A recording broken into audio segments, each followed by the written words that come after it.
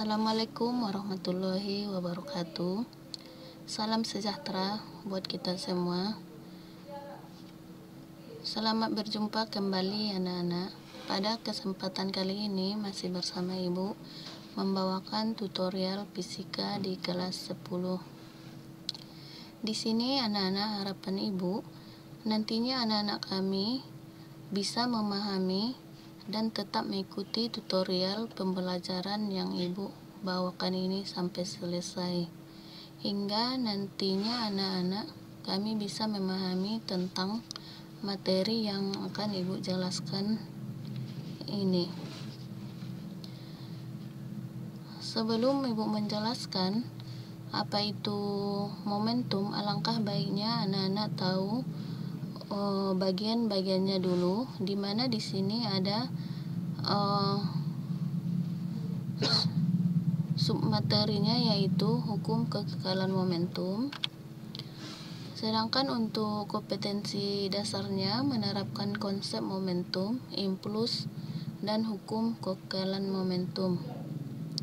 Tujuan pembelajaran yaitu memahami konsep hukum kekekalan momentum pada benda yang bergerak dengan percaya diri. Baiklah anak-anak, pada video sebelumnya Ibu sudah pernah membahas mengenai impuls, dan pada kesempatan kali ini Ibu akan menjelaskan mengenai hukum kekekalan momentum. Baiklah anak-anak, Ibu akan menjelaskan apa itu hukum kekekalan momentum.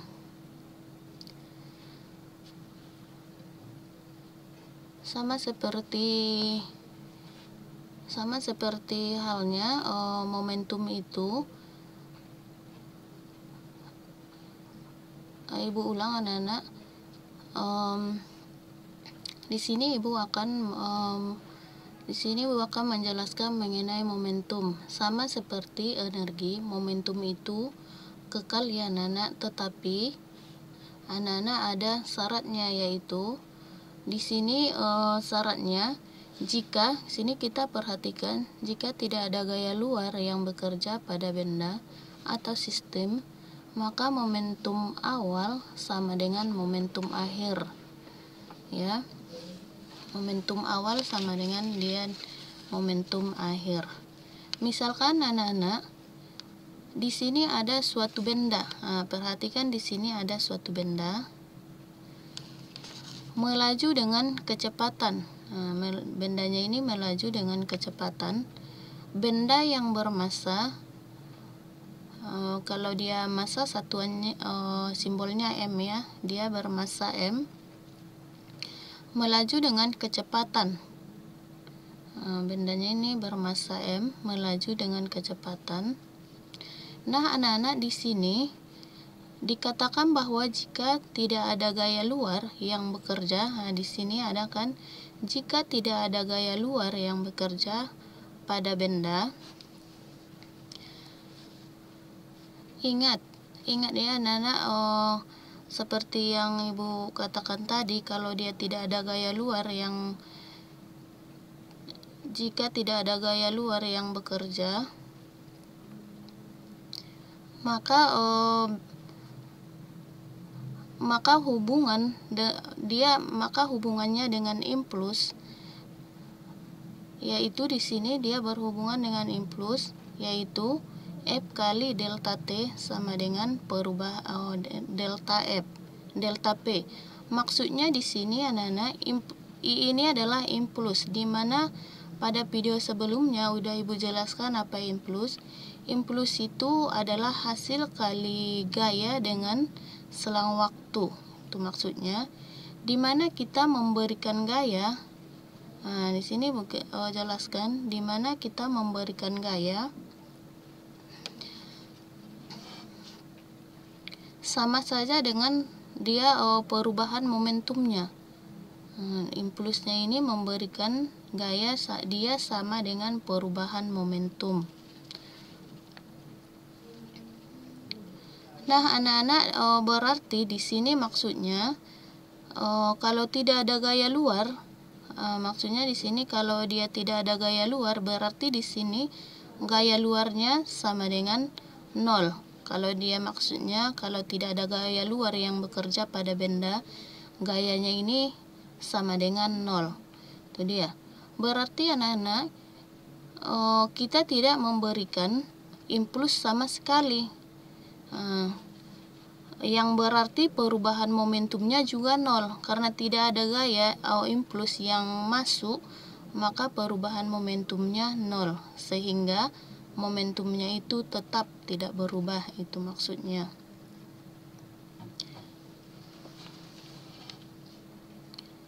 Sehingga anak-anak, di sini kan kita lihat momentum 1 sama dengan momentum 2. Itu di mana seperti yang udah Ibu katakan tadi, perubahan momentumnya itu 0 atau momentumnya itu tetap, itu akan selalu sama. Kenapa? Karena momentum awal sama dengan momentum akhir, makanya dia selalu sama. Sehingga kita lihat di sini juga untuk persamaannya, massa P1 sama dengan massa P2. Di sini maksudnya kalau massanya sama, tidak berubah berarti tidak diberikan gaya.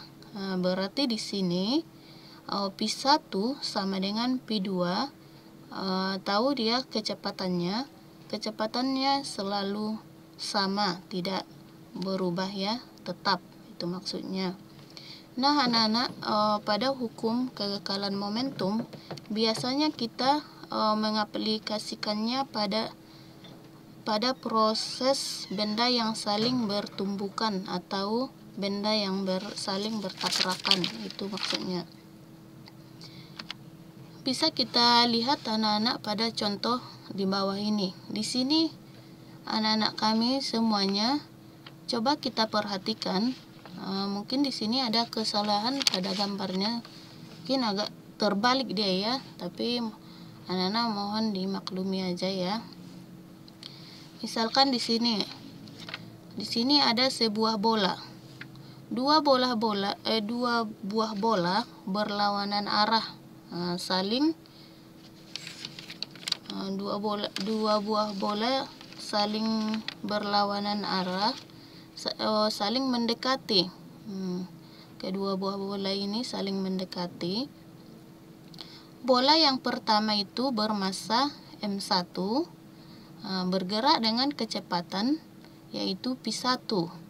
Sedangkan bola kedua, ini misalnya bola kedua, bola keduanya massanya M2, kita buat massa M2 dengan kecepatannya P2. Jadi di sini anak-anak, jika kedua bola pada lintasan yang sama atau lintasan lurus, maka pada suatu saat kedua bola tersebut akan bertumbukan. Jadi di sini nampak dia bolanya akan saling bertumbukan atau saling bertabrakan.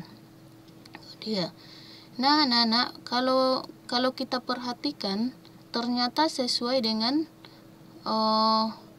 pernyataan hukum 3 Newton ya. Jadi dari penjelasan Ibu yang tadi, dua buah bola ini saling bertumbukan atau bertabrakan, itu sesuai dengan pernyataan hukum 3 Newton.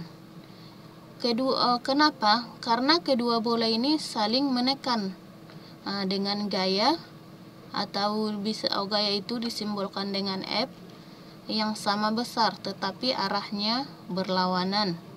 Kenapa di arahnya berlawanan? Karena adanya gaya luar, gaya aksi dan reaksi. Itulah dia, makanya digunakan hukum 3 Newton ya. Dalam selang waktunya tertentu ya. Ini dia dalam selang waktu tertentu. Ini ada dia, kalau kita perhatikan anak-anak, ada F aksi dan ada F reaksi. Nanti Ibu jelaskan ya. Kemudian bola tersebut akan saling melepas diri dengan kecepatan masing-masing, yaitu P1 aksen dan P2 aksen. Nah, itulah dia penjelasan dari gambar dua buah bola ini ya anak-anak, sehingga keduanya saling bertumbukan atau bertabrakan. Secara umum anak-anak dapat kita lihat atau dapat dilakukan dengan meninjau gaya interaksi saat terjadi tumbukan berdasarkan hukum 3 Newton ya. Di sini dapat kita lihat dengan jelas di mana F aksi sama dengan minus F reaksi. Itu dia. Maksudnya di sini benda satu itu memberikan gaya ke benda dua, sehingga benda dua memberikan gaya ke benda satu. Itu maksudnya F aksi dan minus F reaksi. Gaya aksi sama dengan minus gaya reaksi. Jadi di sini untuk F aksinya itu sama dia dengan impuls 1 per delta T, atau F reaksi minus F reaksinya yaitu minus impuls 2 per delta T. Jadi di sini delta T-nya ini sama, jadi di sini anak-anak delta T-nya sama karena kedua benda ini memberikan gaya yang selang waktunya sama, sehingga dia delta T-nya ini sama ya, karena gaya yang selang waktunya itu sama.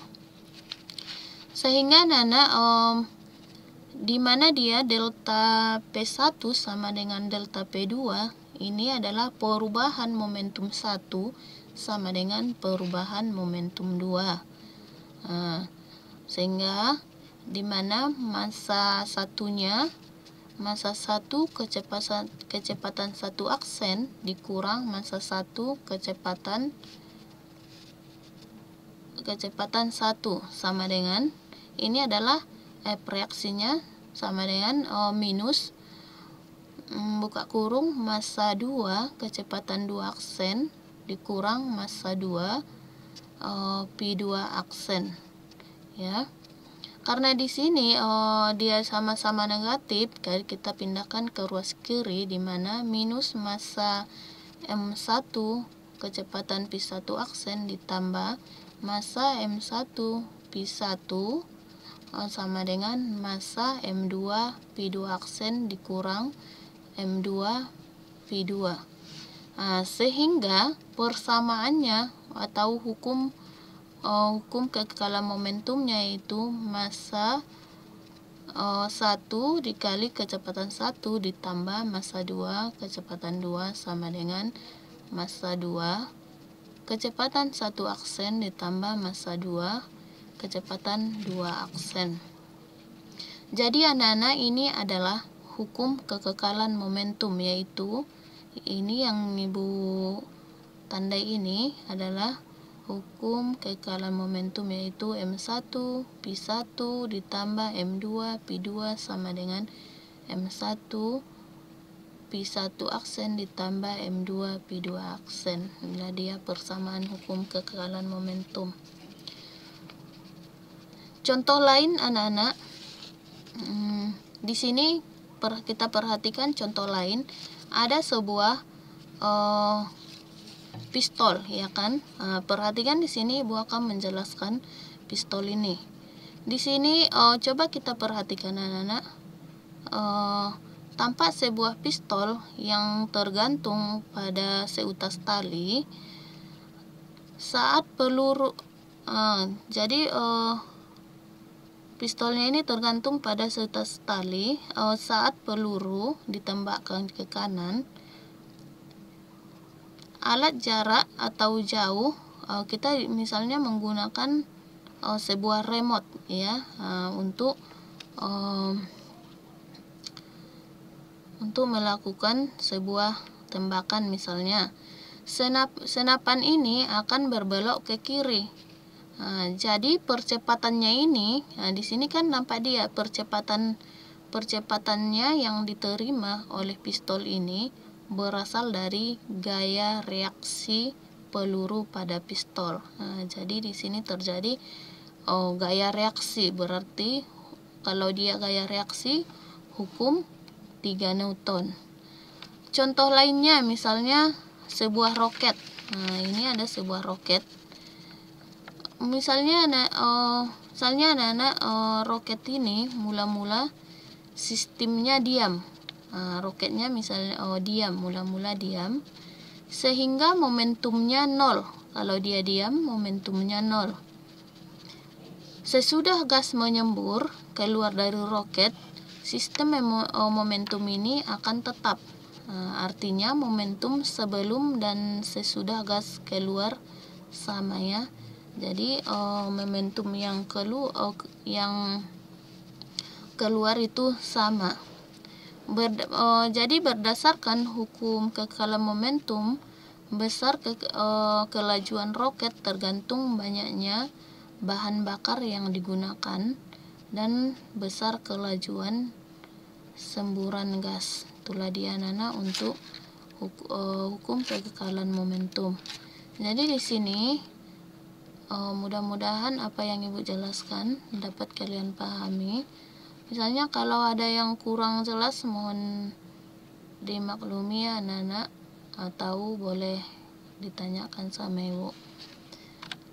Ibu lanjut ke contoh soalnya, coba kita perhatikan. Di sini ada sebuah contoh soal untuk lebih jelasnya. Seorang dengan massa 60 kg naik motor yang memiliki massa 200 kg dengan kecepatan 5 meter per sekon. Jadi tiba-tiba orang tersebut terjatuh dengan kecepatan 8 meter per sekon searah dengan motor. Berapakah kecepatan yang dimiliki motor setelah terjatuh? Jadi di sini untuk menyelesaikan soal ceritanya, alangkah baiknya anak-anak kita buat dulu apa di situ yang diketahui. Jadi di sini menurut hukum kekekalan momentum kita akan pergunakan nanti ya. Diketahui seseorang dengan massa itu simbolnya karena di sini memiliki 2 massa ya kan. Kita buat massa 1 yaitu 60 kg. Massa 2-nya 200 kg dengan kecepatan kita buat aja di sini kecepatan awalnya 5 meter per sekon. Kecepatan akhirnya yaitu P2 5 meter per sekon. Tiba-tiba orang tersebut terjatuh dengan kecepatan 8 meter per sekon. Jadi ini adalah kecepatan P1 aksennya setelah terjadi tumbukan ini ya, setelah terjadi tabrakan. Makanya dia kecepatan P1 aksennya. Yang ditanya adalah kecepatan yang dimiliki motor setelah terjatuh, yaitu kita mencari kecepatan P2 aksennya. Kita masukkan anak-anak rumus untuk mencari hukum kekekalan momentum, yaitu M1 dikali P1 ditambah M2 kali P2 sama dengan M1 dikali P1 aksen ditambah M2 kali P2 aksen. Kita masukkan M1-nya 60 kg, kecepatan satunya 5 meter per sekon ditambah massa 2-nya 200 kg dikali kecepatan 2-nya 5 meter per sekon sama dengan massa M1-nya 60 kg dikali dia P1 aksennya 8 meter per sekon ditambah massa M2-nya 200 kg dikali P2 aksen. Inilah nanti yang akan kita cari. Terus kita kalikan 60 dikali 5 ditambah 200 kali 5 hasilnya 1300 sama dengan ini kita kalikan baru kita jumlahkan. 60 kali 8 480 ditambah kita turunkan 200 pi 2 aksen, terus kita pindahkan ya anak-anak. Ini 1300 kita kurangkan dengan 480, hasilnya 820. Jadi pi 2 aksen sama dengan 820 per 200, yaitu 4,1 meter per sekon. Jadi anak-anak, kecepatan yang dimiliki motor setelah terjatuh adalah 4,1 meter per sekon. Itulah dia untuk penjelasan nomor 1. Mudah-mudahan apa yang Ibu jelaskan di sini dapat dimengerti. Ibu lanjut ke contoh soal nomor 2. Seorang anak naik perahu dengan kecepatan 4 meter per sekon. Massa orangnya 60 kg dan massa peluru 80 kg. Tiba-tiba orang tersebut melompat ke dalam air dengan kecepatan 2 meter per sekon berlawanan arah dengan gerak perahu. Pada saat orang tersebut melompat, kecepatan perahu menjadi berapa? Kita cari. Untuk menjawabnya, Ibu ingatkan kembali, jangan lupa untuk apa itu yang diketahui dan yang ditanya. Diketahui massanya 60 kg, massa 2-nya tadi 80 kg, kecepatan satunya ada 4 meter per sekon, kecepatan 2-nya 4 meter per sekon. Kecepatan 1 pi aksennya itu setelah melompat ke dalam air yaitu 2 meter per sekon. Jadi kita mencari pi 2 aksennya.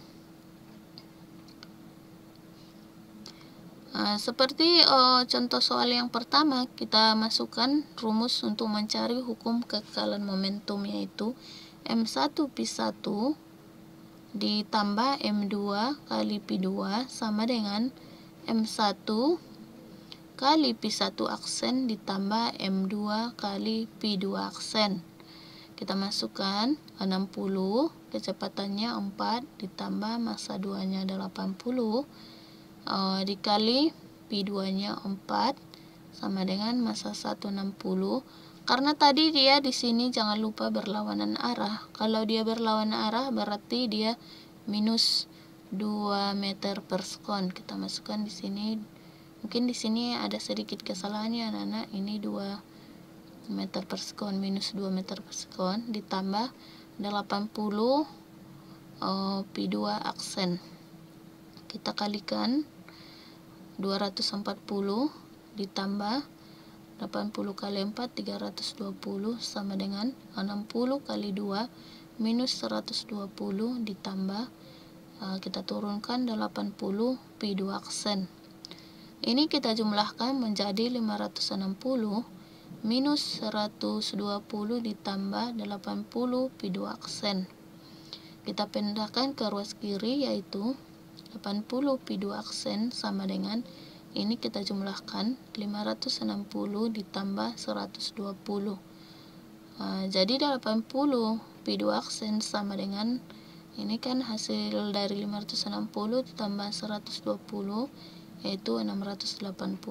Kita bagikan.